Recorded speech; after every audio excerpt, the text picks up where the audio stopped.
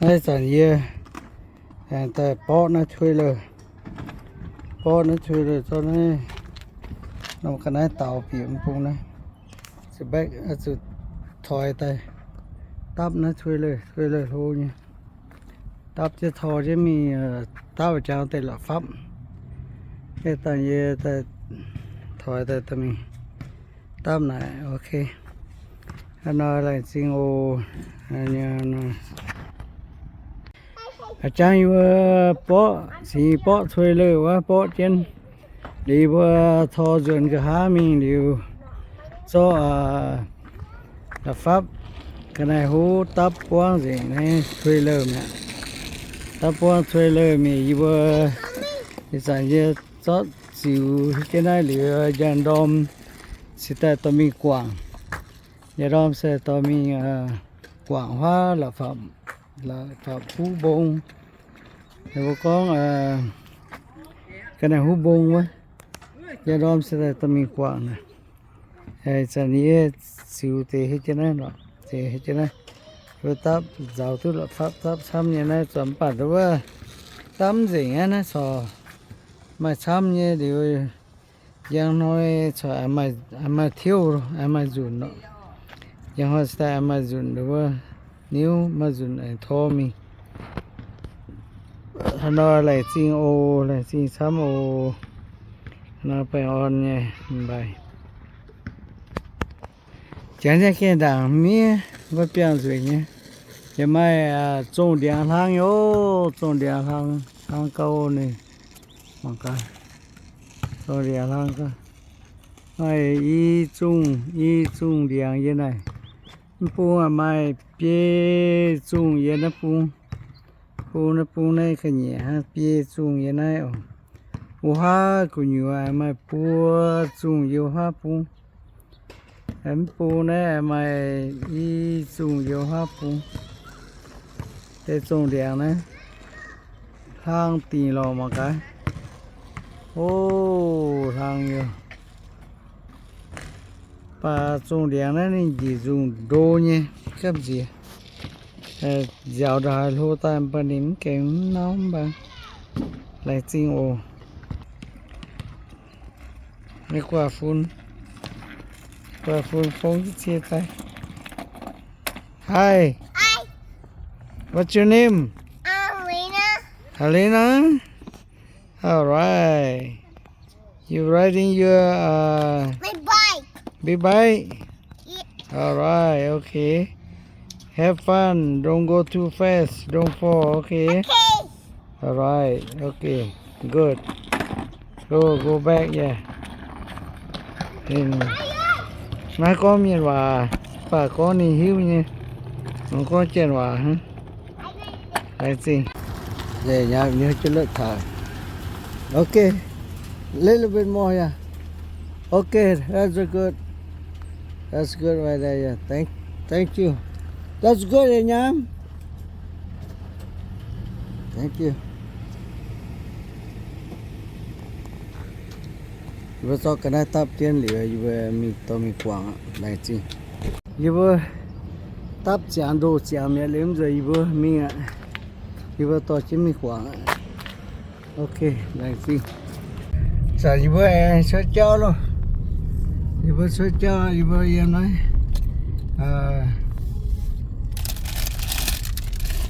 em nói vừa lấy bài tòng tao nói đây là vừa tàu chuyên như tòng vừa tàu chuyên xoay cái này vừa như lấy bài tòng tàu này tàu rôn nôm này tàu này em mai dùng cả hai mẹ phun ổ hay vừa xoay cho mình tàu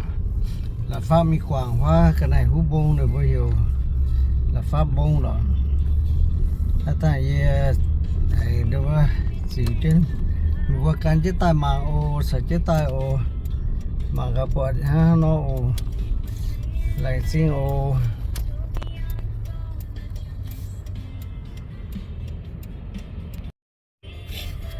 nôm nè nôm tòng nè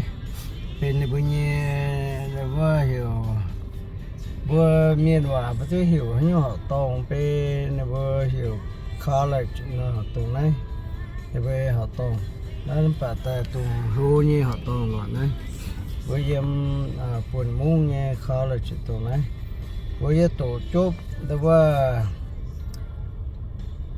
tổ chốt high school liu biển này tổ trường này liu sẽ tại mình với university với đây là vừa tổ chức này liệu mình hình như vậy mình tua liệu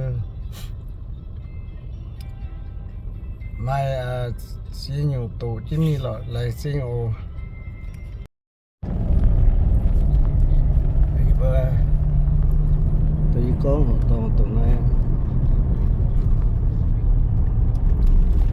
anh vô như là anh bà giang cơ này tổ này bà giang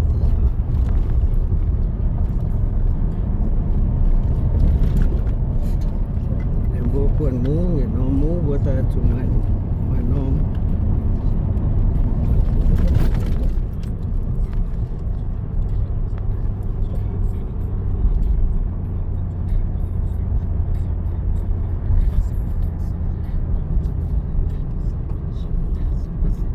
thì chùm năm họ to à có mẹပြောtha như hoa năm này bên đi biểu hoa này đi biểu mà em nó muốn nghe đi biểu này mà xì răng tôi thì là đây mày thế chuồng nó chuồng nông họ to như đo phỏng kia ta thì thở chứ mày giờ mày quá biểu mi vừa chỗ vừa làm những đó ta phòng thở chi mi nó bà đúng thì nó ở trong nó họ to như đo nó vừa chọn lại chọn điện chọn biểu là hay giàu nếu mà họ sẽ chỗ anh này nó lại xin nom là ông tiền ấy em nom cho họ to phật tàn ấy với số sang béo ta uống tiền ấy sang có lọ tiền ấy xăm hàng chỉ đợi vừa giống uống đâu đấy mày nặng cô đấy mày béo thô nhô này tiền béo này tôm béo thô cơ cô nó sầu hoang quá đúng kèn sầu mày sầu chứ thì xăm như hoa sầu xăm như lửa phỏng đó ta đến để sợ để tên sầu trên mi chia trong hoa sầu chứ cung nữa không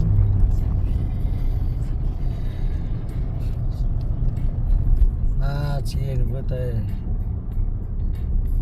sầu cung sầu chứ cung như hoa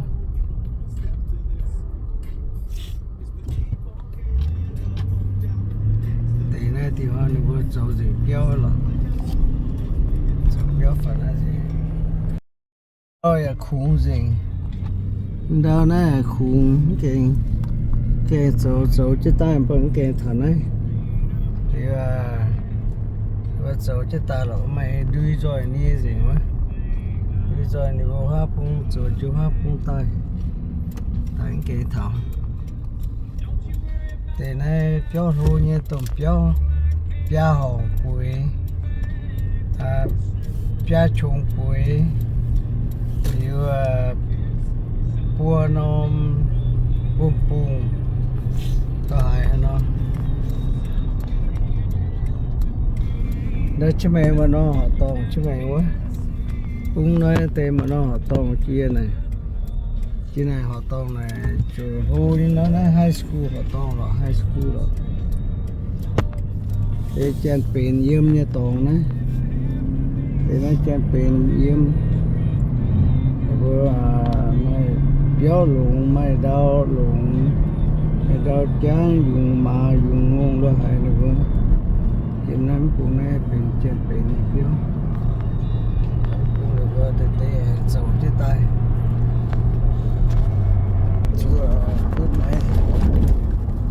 giờ thợ bìa cho lô tạ nó và cho lô như này bây giờ mà จะก้มปูนะเป็นมีเปียวหันนะยังไงเป็นเตนว่าสองเปียวจริงเนี่ยสองเปียวแต่สองว่าเอามันเปียว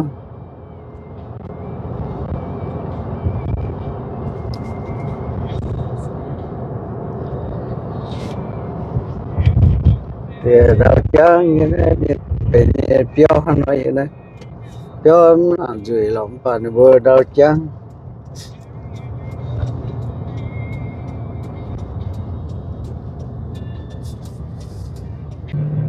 alam thảo lô cô luôn cái này mình cô đã cho mày phát nhé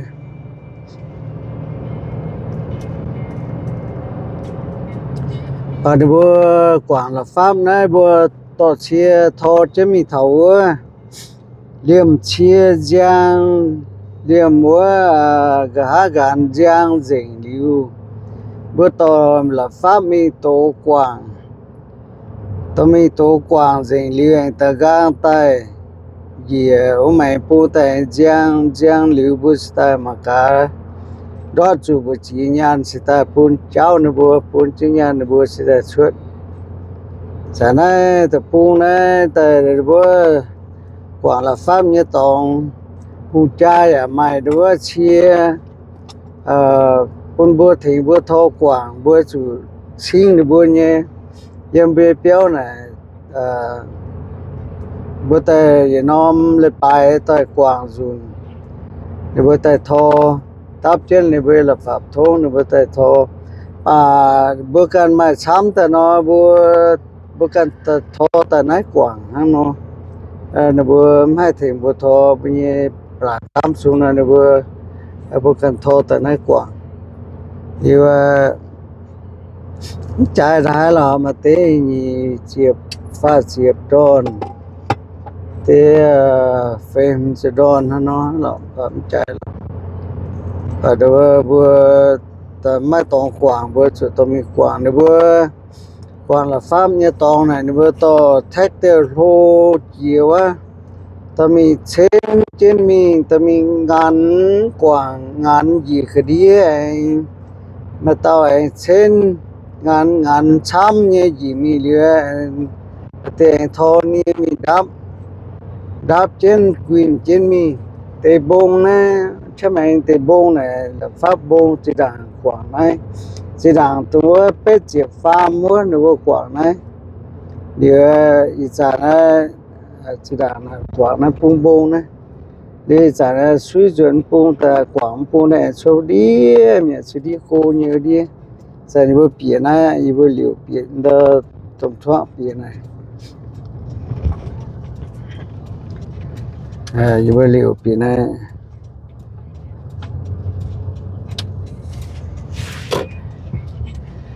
sẽ đá qua tài khoản này giờ này nó vừa to sẽ đi như quảng đi cho hoa cô như quảng hoa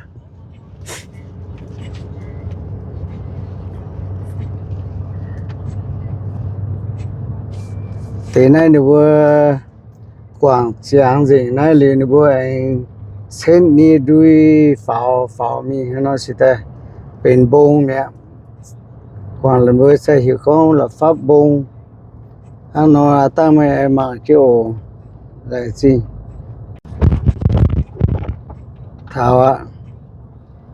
thảo giang cả này như tòng ạ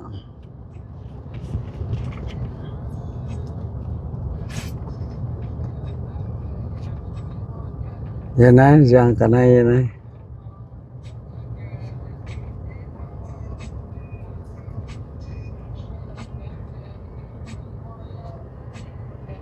vừa giang đi với tay anh bố này bên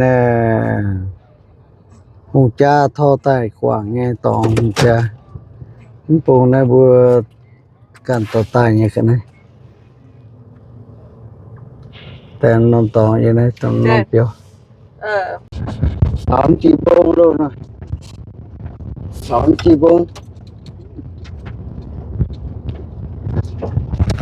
ông chị bông pháo này bông có lợi có đấy sao rồi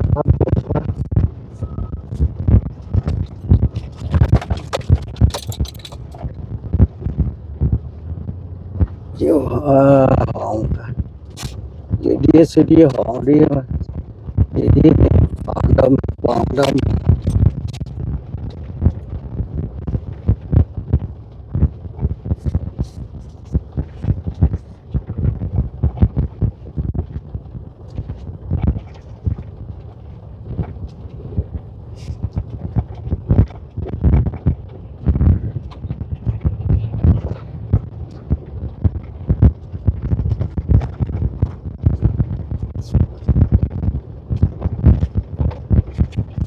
ấy rồi ôi đây hả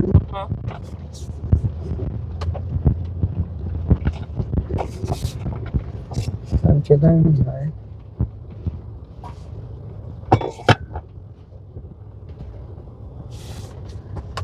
khoảng em cái lọ này nếu quảng đi ngàn chia lò ngàn chia hắn nó chọn cho nia hết tiền về sẽ nia ta đuôi gì đuôi hết chứ hắn nó sản này nó cho ta hắn nó và ta thảo vô quảng để mẹ nó to bòn hắn nó anh tới chia này đi trên nia mi nó trên nia mi đuôi bây giờ đi mi quảng đi thổi sẽ đi mi quảng đi để đi nó to này xong cấm quậy tiền đó này thằng này quảng như to này này quảng là pháp bông như nó ủ này giờ hái chúng ta chén quảng này quảng là pháp như chén ở như này cái này lại xin ủ vừa chế này vừa chế này quảng là pháp này vừa chế thằng này chén nó đi chia ngon phải gì đó cái này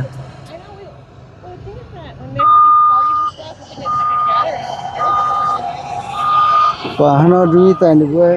ngàn gì cái gì này ta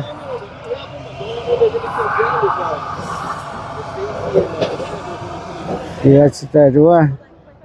anh ngàn gì cái gì mình vừa cho nia ta hết chết ổ nó lại gì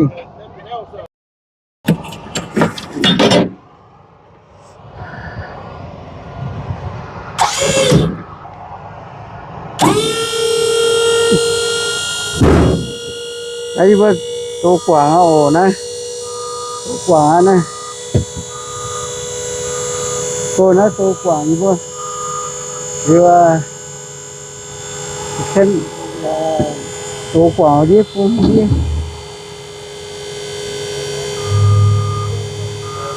tô trên gì tô quả để xem nó sao tô quả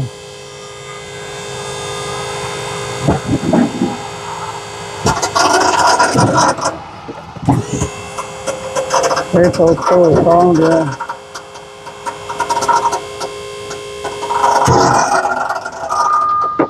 ok đây mình mua mua a little bit you sweet vào cái tiền nữa yeah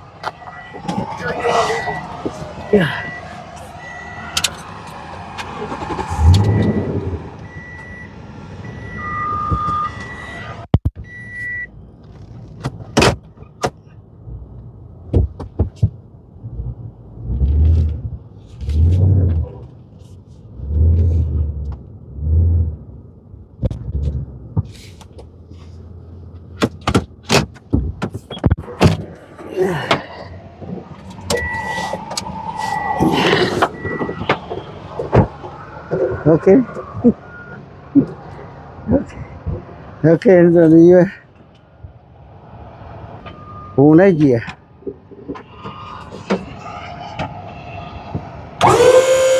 khu này gì à khu này thuê gì à thuê là ta tô pháo vào chiếm của cũng quảng cũng vừa nổ của quài thất everything is up đó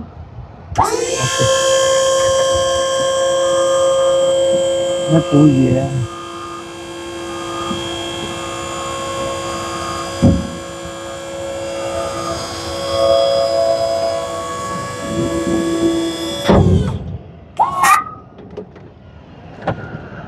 Ô giang gì mới luôn. Giờ giang gì nào ok. Ô lại gì xuất giang gì mẹ cái giỏ nhé.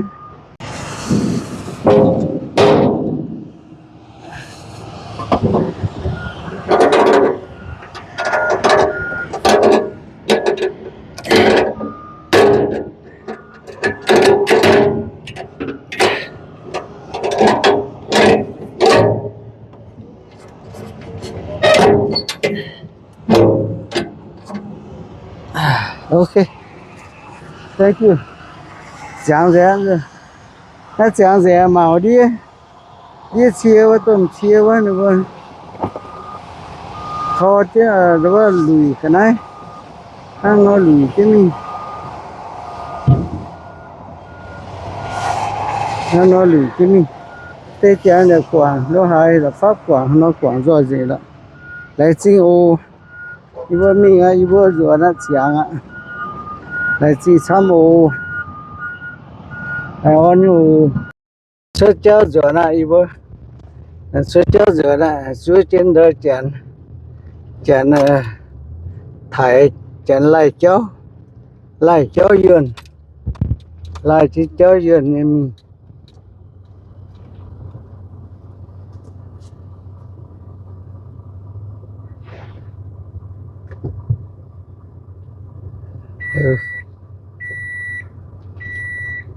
We can go that side maybe, yeah.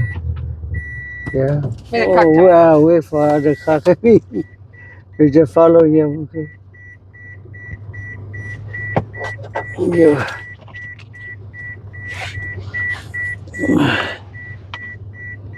Rồi xuống trên xe thải chứ bây giờ lại đi cho mình.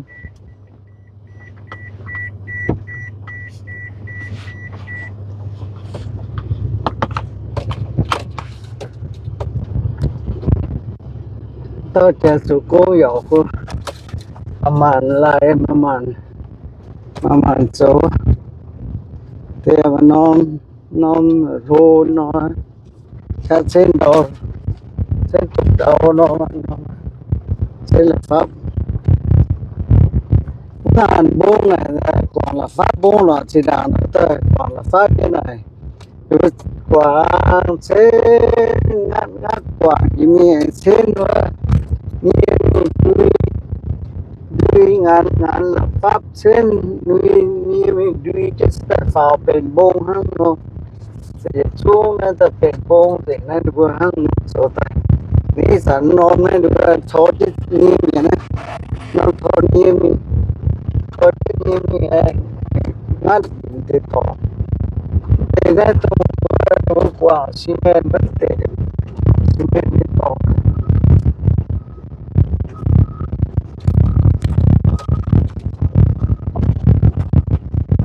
rồi vừa giờ này thả ra tại vì đi thả ra tại vì gì thật mẹ cũng chỉ nhà nữa rồi số chẳng gì mẹ nhưng mà suốt quảng chụp chúa rồi nắm chăm số nhé Việt Nam thuê lựa quảng gì mà ta mi quảng chụp chúa rồi hả lại gì siêu thiên nu thì chứ chèn nhầm lộn xăm lại gì xăm